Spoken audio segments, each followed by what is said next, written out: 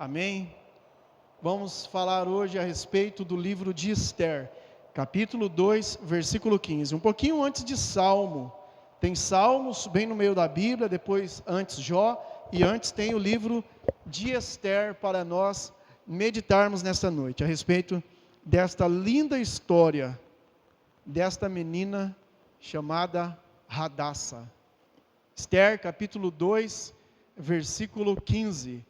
Para você que não a encontrar, estará aqui no Data Show, em nome de Jesus. Esther, capítulo 2, versículo 15, diz assim: Esther, filha de Abigail, tio de Mordecai, que a tomara por filha, quando lhe chegou a vez de ir ao rei, nada pediu além do que disse Hegai, eunuco do rei, guarda das mulheres. E Esther alcançou o favor de todos quantos haviam. Assim foi levada Esther ao rei Assuero, à casa real, no 10º mês, que é o mês de Tebete, no 7º ano de seu reinado.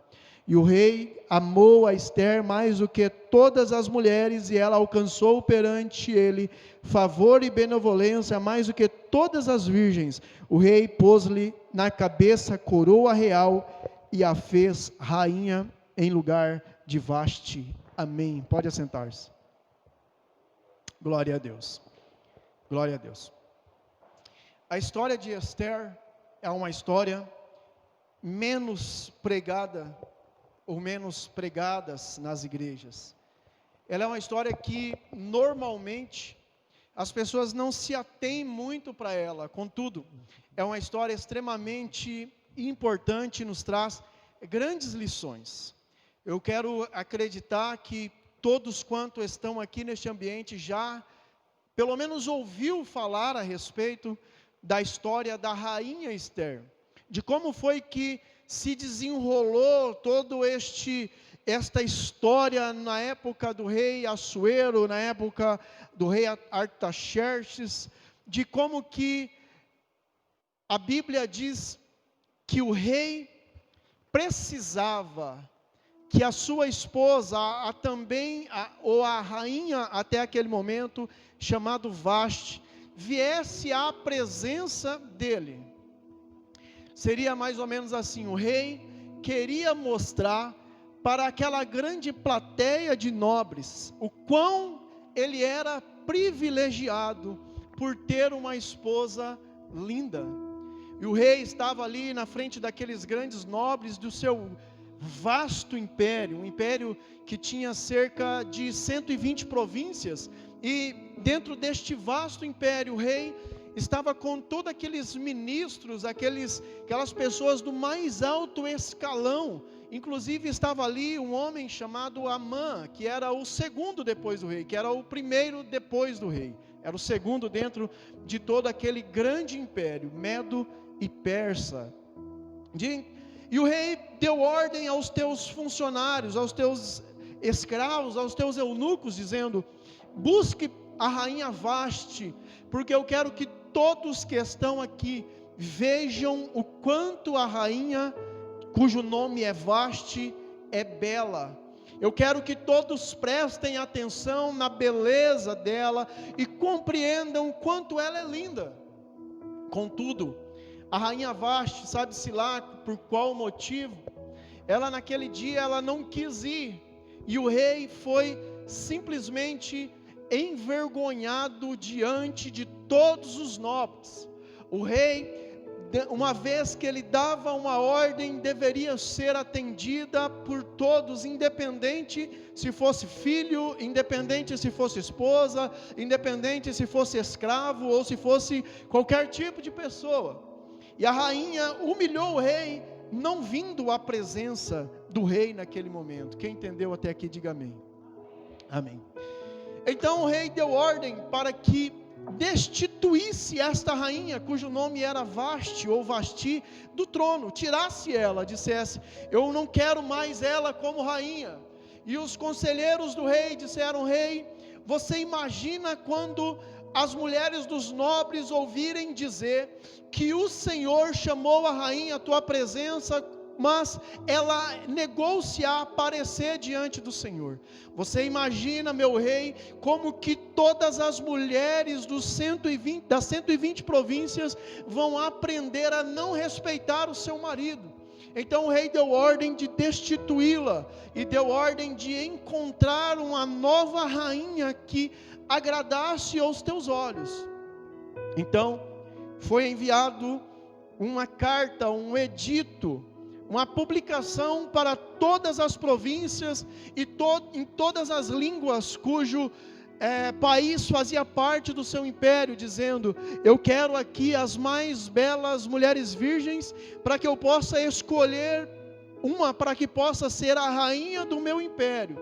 E apresentou-se diversas mulheres, e o ritual de embelezamento era tão grande, que eles demoravam entre 6 meses a 1 ano para deixar a mulher toda perfumada, para que quando apresentasse diante do rei, ela estivesse cheirando aqueles perfumes de embelezamento. Está escrito no versículo 12 deste mesmo capítulo 2, que elas ficavam 6 meses com um perfume, com óleo de mirra, e mais 6 meses com óleo de unguento. Era 6 meses com mirra, 6 meses com outros ungüentos. E a mulher parecia toda linda diante do rei. E a Bíblia diz, neste texto que nós lemos, que foi achado graça diante dos olhos do rei, a rainha Ester.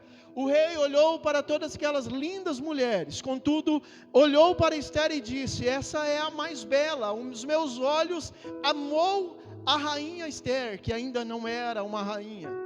Então aquele rei escolheu a Ester para ser a sua rainha. Contudo, haviam muitas regras, havia uma espécie de rituais, mas claro que não eram rituais, eram regras de etiquetas, vamos dizer assim. Por exemplo, para que a rainha se apresentasse ao rei, ele tinha que pegar o seu cetro e estender até ela, e se ele estendesse, ela poderia apresentar ao rei. Se ele não estendesse o cetro, era provável que ela corria risco até mesmo de morrer, por causa que ela não poderia ir voluntariamente até o rei. E havia a rainha Ester lá no trono, a rainha Ester governando junto com o rei Assuero, toda aquela grande província, aquele grande império, aquelas 120 províncias. E contudo, existia um segundo naquele império, que era o Ramã, ou Amã. Ele tinha muito ódio de um homem chamado Mordecai, ou algumas traduções chama de Mardoqueu, por causa que todas as pessoas rendiam diante dele quando ele passava. Ele ia passando e todas as pessoas iam prostrando diante dele em sinal de reverência. E Mordecai, ele simplesmente não abaixava a cabeça, ele não mostrava nenhum sentimento de respeito por Amã. E um dia Amã disse para sua esposa, ele disse: esposa, eu sou o segundo nesse império, eu tenho riquezas, dezenas, milhares de riquezas, eu tenho 10 filhos, eu tenho tudo o que eu quero. Contudo, se Mordecai não se prostrar diante de mim, me reverenciando, a minha alma não ficará satisfeita. Então, a sua esposa, com a sabedoria de uma tola, conforme diz Provérbios capítulo 14, que diz que a mulher tola derruba sua casa com as suas próprias mãos. Ela disse: Amã, por que você não faz um instrumento de enforcamento de 20 metros? Enforcamento na nossa cabeça hoje parece que é colocar uma corda no pescoço e matá-lo, mas não é assim. Enforcamento naquela época, eles colocavam uma vara dentro da pessoa e saía pela boca, e a pessoa ficava pendurada a muitos metros de altura. Era algo assim extremamente cruel para aquela época, e para hoje também, quer dizer, para todas as épocas, mas para aquela época era o que tinha de mais cruel, vamos dizer assim. E esse era o desejo de Amã para Mordecai. E Amã chegou até o rei Assuero e disse: rei, por que nós não colocamos um edito, e eu dou muitos 315 quilos de prata 1000 quilos de prata, para que nós coloquemos um edito aqui no nosso império, em que todos os judeus devam ser mortos no dia tal. E ele colocou um dia lá. Neste dia, todo o império se levantará contra os judeus e matarão, e todo o patrimônio dos judeus ficará para quem matar os judeus. Quem conhecia essa história até aqui? Levanta a mão. Algumas pessoas conheciam, principalmente quem cresceu dentro da igreja, já ouviu essa história dezenas e centenas de vezes. Resumindo, o rei concordou, tirou o seu anel, que era um anel cuja decisão tomada não poderia voltar atrás, colocou lá, assinou e disse: neste dia todos podem matar os judeus. Por que ele desejou matar os judeus? Porque Mordecai era judeu, e a sua satisfação não estava apenas em matar aquele homem, mas matar toda aquela grande nação, ou todos aqueles grandes cativos que estavam naquele império. Amém? Amém, glória a Deus. E o rei concordou com isso. E um dia Mordecai rasgou as suas vestes, vestiu de pano de saco e ficou na praça pública daquela cidade. Quando a pessoa fazia isso, ela queria dizer: eu estou em luto, eu estou em tristeza, eu estou acabado, eu não suporto mais estar aqui, eu estou muito triste, eu estou entristecido a tal ponto que a minha alma quer morrer. A rainha Esther, observando aquilo, pediu para um dos seus servos: vá lá e pergunta para Mordecai, diga, por que você está tão triste? E Mordecai respondeu: você não sabe que Amã colocou um edito que no dia tal todos os judeus poderão ser atacados e mortos, e os seus bens entregues àqueles que o matarão? A rainha Esther não fazia ideia deste edito até aquele momento. Então Mordecai, é que desde pequeno eu ouço falar Mardoqueu, e aí depois de grande eu aprendi Mordecai. E Mordecai, ele disse: vamos, então, rainha Esther, você precisa falar com o rei, e precisa falar urgente, senão nós todos seremos destruídos. A rainha Esther olhou para Mardoqueu, mandou o seu enviado, dizendo: Mordecai, se eu me achegar na presença do rei, e o rei não estendeu o seu cetro, isto significa que os teus servos podem me matar, porque é impossível que eu me chegue diante do rei. Eu só posso chegar na presença do rei, apesar de ser esposa do rei, apesar de ser a rainha, se o rei me chamar, e não eu porque eu quero. A rainha Esther olhou para aí Mordecai disse para a rainha Esther: você acha que eles matarão todos os judeus e você ficará viva? Com certeza o Deus do céu nos defenderá. Mas e quanto a você, que está sendo covarde em não querer arriscar a sua vida para defender toda a nação? Mais ou menos isso. A rainha Esther foi e disse para Mordecai, através de um emissário, disse: olha, jejuemos todos, e eu e as minhas servas jejuarão durante 3 dias, e durante 3 dias depois deste jejum, eu vou até a presença do nosso rei, e se o rei quiser me matar, amém, se ele quiser que eu viva, que ele estenda o seu cetro de rei para mim, e eu viverei. Amém, e eu viverei. E eles jejuaram 3 dias, todos os judeus jejuando 3 dias. Ao final de 3 dias, a rainha Esther pôs a sua boa roupa, a sua coroa, chegou diante do rei, e o rei, olhando ela lá de longe, disse: o que é que a rainha Esther está fazendo lá? Disseram: olha, ele quer falar com o senhor. Então o rei teria a opção de não levantar o cetro e ela morrer, mas ele estendeu o seu cetro, e a rainha Esther foi permitida chegar na presença do rei. A rainha olhou para o rei e disse: rei, se eu tenho graça diante dos teus olhos, vamos marcar um banquete na minha casa, para que o senhor vá e coma. Leva também o teu servo Amã para comer junto comigo. A rainha fez aquele banquete, chamou Amã.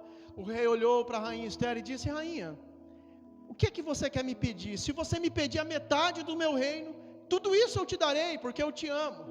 A rainha disse: eu só te peço, meu querido rei, que o Senhor venha amanhã de novo aqui, que eu quero fazer um novo banquete. Chama também o seu servo Amã para estar novamente aqui conosco. No outro dia estava o rei, estava o servo Amã, estava todos quanto a rainha Esther queria que estivesse. Amã dizia no seu coração para sua esposa, para sua família, sabia que a rainha Esther chamou o rei e chamou apenas a mim para que possa estar nesse banquete. Na cabeça dele, a rainha Esther amava demais ele. Na cabeça dele, o rei amava tanto ele que não poderia ter um momento com a sua esposa sem a presença do seu servo. Só que a verdade é que a rainha Esther pediu para o rei, e o rei disse: olha, eu te dou a metade do meu reino. A rainha Esther: eu não quero a metade do seu reino, meu rei. Eu quero apenas que o Senhor me explique qual é o motivo de o Senhor querer me matar e querer matar todos os judeus. E o rei disse: quando é que eu quis matar a minha rainha e matar a todos os judeus? A rainha Esther olhou e disse: o seu servo Amã te fez colocar um edito que todas as províncias podem atacar e matar os judeus, e eu sou a rainha Esther, que na verdade o nome dela era Hadassa, que era uma judia. Então, matando todos os judeus, eu também com certeza morrerei. O rei Assuero saiu com muita raiva, ou alguns chamam de Artaxerxes, não importa o nome também.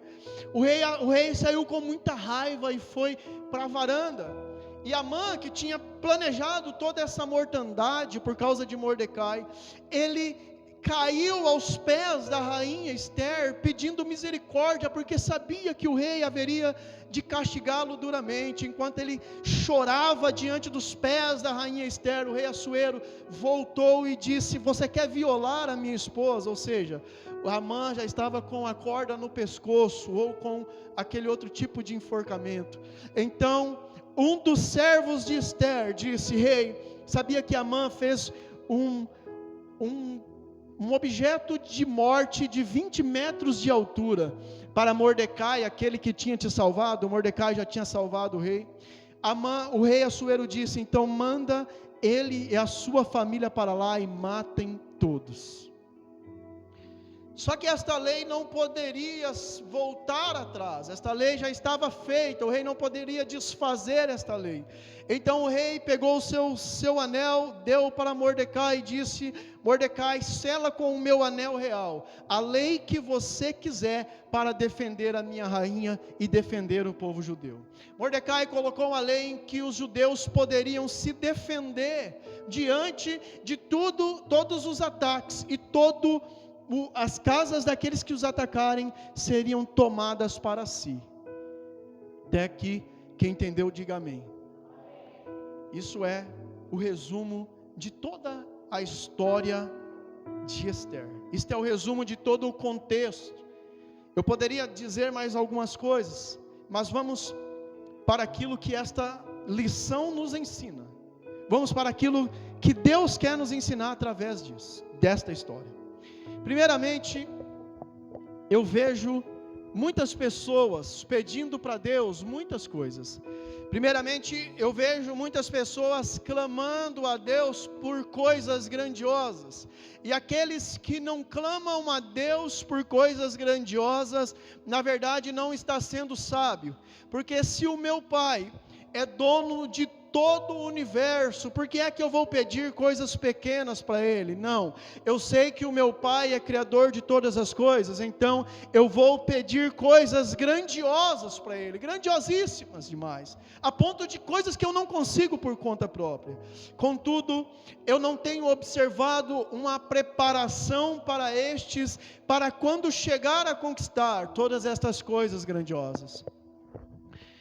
Imagina você, a rainha Esther, agora sendo colocada diante desta situação sem preparação nenhuma. A função pela qual Deus tinha colocado ela lá era para livrar os judeus das garras dos teus inimigos. Mas agora imagina a rainha Esther sem preparação nenhuma para livrar Israel daquilo para qual era o seu propósito.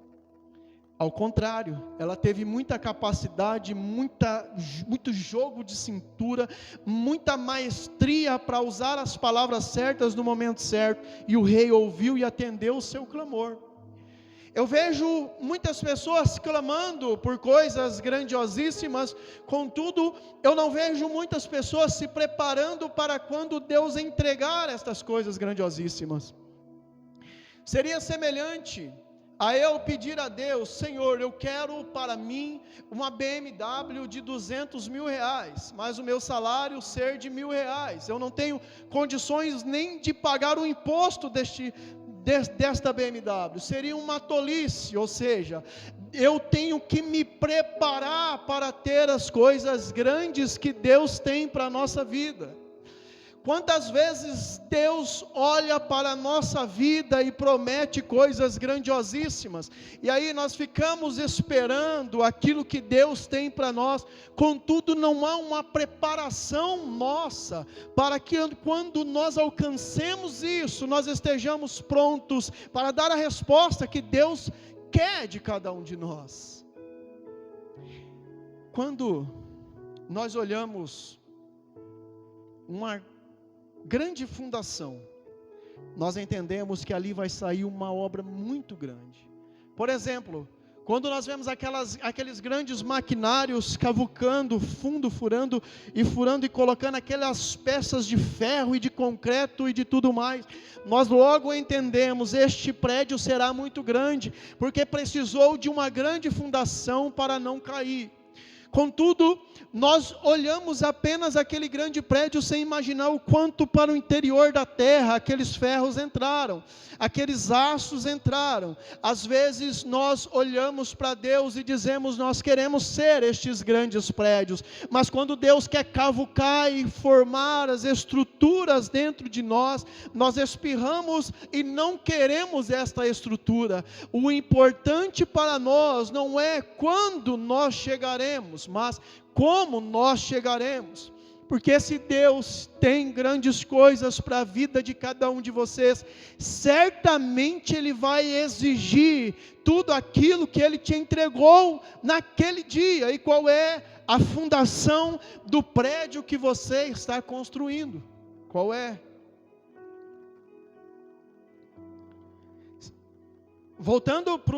Olhando para o mundo espiritual, Deus pode ter olhado para você um dia e dito: você será um pregador de mão cheia, te levarei às nações para pregar o Evangelho. Aí você espera este grande dia que Deus preparou para você, mas você não lê um livro, mas você não gosta de ler a Bíblia, não é muito chegado em oração, não é muito chegado na palavra santidade. Logo, esta promessa parece que nunca chega, e se um dia chegar, as tuas estruturas não estarão prontas para tudo aquilo que Deus tem para te entregar. Eu tenho certeza que nós temos aqui em nosso meio pessoas cuja palavra de Deus já disse que o seu louvor traria curas às pessoas. Contudo, o ritmo de oração e de santidade, de jejum, não tem dado uma preparação para alcançar aquilo que Deus tem para a sua vida. E se chegar naquele lugar em que Deus te prometeu, você não consegue se manter lá, porque as estruturas foram feitas pequenas demais e não tem suporte para aguentar o impacto de tudo aquilo que Deus tem para fazer. O segredo não é nós sermos um rei ou uma rainha. O segredo é o que nós faremos quando nós formos aquilo que Deus prometeu que um dia nós seremos, ou que nós seríamos. O segredo está em como nós estamos trilhando o caminho para este sucesso que Deus proporcionará à nossa vida. Como é que Deus pode nos usar sendo pessoas grandes dentro da sociedade de Terra Roxa, ou da cidade onde Deus te enviar, se você não tem se preparado as tuas estruturas para que Deus possa te colocar nos lugares aonde Ele deseja te pôr, se você não tem nem mesmo o mínimo daquilo que precisa para chegar lá. Deus quer que você se prepare para aquilo que Ele tem para a sua vida. Aleluia. A rainha Esther não estava despreparada. Quando surgiu a adversidade, quando surgiu os imprevistos diante daquela nação, primeiro ela disse, vamos jejuar 3 dias, segundo ela disse, não quero conversar apenas com o rei, quero conversar com o rei e com o meu inimigo junto, para que o rei tome muita ira dele, já tome o seu decreto naquele mesmo momento, com o inimigo ali junto para ver o decreto do rei.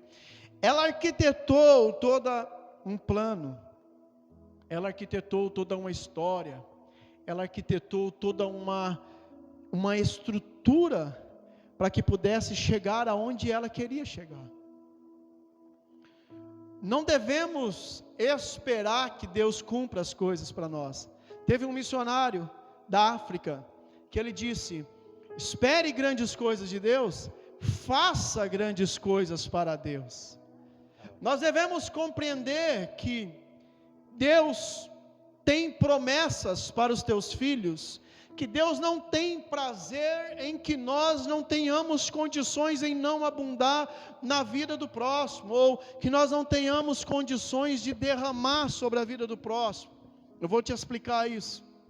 Deus não tem prazer que eu apenas receba conselhos das pessoas, mas Deus tem prazer que eu busque sabedoria dele para que eu possa aconselhar o próximo.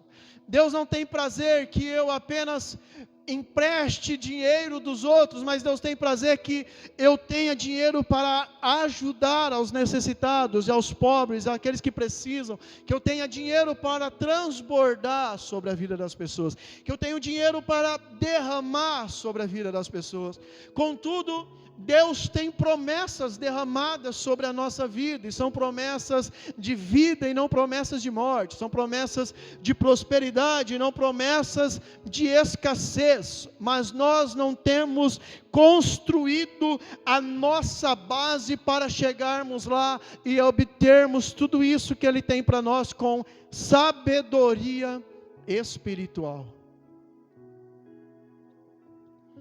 Devemos fazer algumas perguntas para nós, para que quando nós alcançarmos aquilo que Ele tem, nós não estejamos longe daquilo que Deus deseja de cada um de nós. Nós devemos nos perguntar o quanto nós temos investido na promessa que um dia Deus fez para mim, o quanto nós temos cavado a nossa casa, a nossa base até encontrar a rocha para ali colocar a nossa casa, para nós conseguirmos alcançar, para nós suportarmos as avalanches e as tempestades que virão sobre nós. Nós devemos nos perguntar o quanto nós temos nos dedicado, não nos nossos planos ou nos nossos sonhos, mas nos planos que Deus outrora já fez sobre cada um de nós.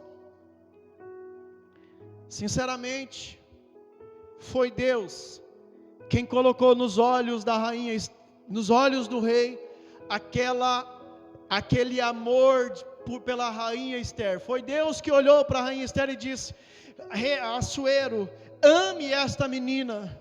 Foi Deus que fez isso. Contudo, se ela não tivesse preparação nenhuma para entender aquilo que Deus tinha para aquele momento, seria totalmente em vão a estada dela naquele reinado como uma rainha. Mas ela tinha toda a preparação espiritual, ela tinha todo o suporte de um primo que o tratou e o criou como filha, chamado Mordecai. Ela tinha toda uma estrutura pronta para que pudesse cumprir os propósitos que Deus tinha na sua vida. A pergunta que eu faço para cada um de nós nesta noite, eu faço esta pergunta para mim mesmo: qual é a estrutura que nós temos para que Deus possa cumprir os teus propósitos em nossas vidas? A pergunta que eu faço a cada um de nós é: Deus tem colocado um pouquinho na nossa mão, E aí, sabe o que acontece? Nós já estamos desesperados, nós não estamos sabendo lidar com este pouquinho. Como é que Deus vai colocar um monte diante de nós, para que nós possamos superabundar, para que nós possamos transbordar, para que nós possamos ser cheio de tudo aquilo que Deus tem para nós, se nós não sabemos lidar com o pouco? Deus quer colocar em nossas vidas uma base espiritual, emocional, financeira, física, para que conforme Ele for derramando sobre nós, nós não trememos na base, mas avançamos à medida que Ele nos proporciona. Aleluia, glória a Deus. É uma dinâmica muito interessante, é uma dinâmica muito interessante, esta que Deus nos dá. Eu vejo pessoas que com pouco tempo de ministério já está voando nas asas do Espírito Santo. Eu vejo pessoas que com muito tempo de ministérios ainda não está conseguindo caminhar muito. Eu vejo pessoas que parece que Deus colocou na vida dele uma prosperidade tão grande que ele começa a usufruir de toda esta prosperidade e a derramar sobre a vida das pessoas toda esta prosperidade, e avançar. Eu já vejo outras pessoas que são um pouco mais acatadas. Nós estamos precisando desenvolver as nossas bases para que Deus possa olhar lá dos céus para a nossa vida e dizer: eu posso derramar, porque a sua preparação já está boa para avançar. Aleluia, glória a Deus, aleluia. Eu creio neste Deus, eu creio neste Pai de amor, que tem coisas lindas para os teus filhos. Eu creio neste Pai de amor que escolheu a cada um de nós, em meio aos 7 bilhões de pessoas, e alguns que estão sendo mortos neste momento. Deus olhou para a sua vida e disse: vai estar aqui, e eu quero que você inculta na tua mente, quero que você coloque na tua cuca, que eu não tenho prazer em te ver o tempo todo sofrendo, mas eu quero que você seja um instrumento para levar o evangelho do reino de Deus a todas as pessoas. Oh, glória a Deus, eu creio nisso, que o Evangelho não é apenas para as pessoas que são derrotadas e não deu certo em nada, como era dito há muito tempo atrás, quando dizia que o Evangelho era uma classe especial de pobres que não tinham muito no que se apegar, então grudava com o Evangelho, como dizia Agostinho antes de se converter. Mas eu creio que o Evangelho é feito por pessoas de classe simples, classe média, classe alta, e nem o dinheiro pode fazer com que eles estejam longe de Deus, nem a falta do dinheiro faz com que eles estejam longe de Deus. O reino de Deus é composto por todas as pessoas, e eu quero dizer para você nesta noite, que Deus quer te dar muitas coisas, para que você possa ter e doar para o próximo, para que você possa ter e abençoar a vida do próximo, não pegar sempre, mas também oferecer. Esta é a dinâmica do reino de Deus. Deus prospera os teus filhos e o seu nome é glorificado através de tudo isso que acontece. Mas nós precisamos formar as bases da nossa estrutura para que nós não venhamos envergonhar o nome de Deus. Eu já vi neste pouco tempo de caminhada pessoas que eram quebradas e estavam em orações, estavam em jejuns, estavam em cultos, estavam em todas as vigílias de adoração a Deus. Um dia que Deus deu uma prosperidade para ele, nunca mais você vê a cara deste homem.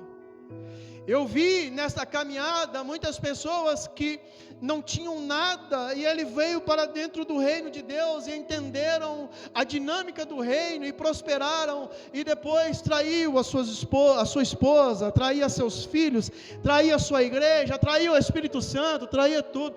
Não é isso que Deus quer fazer para nós uma base forte, para que quando nós estejamos na prosperidade do Espírito Santo, nós entendemos que esta prosperidade não é nossa, é dele, que o nosso dinheiro não é nosso, é dele, que a nossa esposa, que a minha esposa, a sua esposa, o seu esposo, não é seu, é dele, que a sua família pertence a ele, e que todo avançar seu é o avançar do reino, e não o avançar seu.